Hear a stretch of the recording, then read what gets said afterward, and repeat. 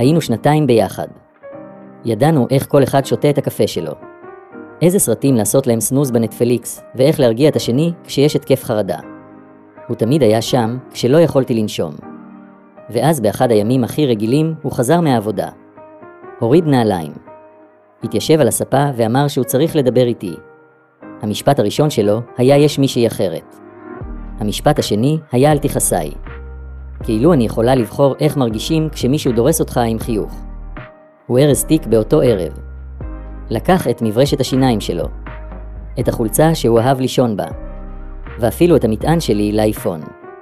כאילו שום דבר לא נשאר אצלי חוץ מהשקט שהוא השאיר אחריו.